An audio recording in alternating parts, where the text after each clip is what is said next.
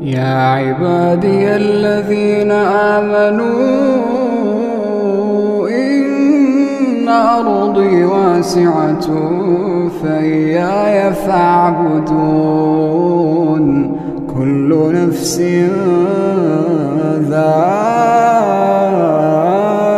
ذائقة الموت كل نفس ذائقة الموت ثم إلينا ترجعون والذين آمنوا وعملوا الصالحات لنبوئنهم من الجنة غرفا تجري من تحتها الأنهار خالدين فيها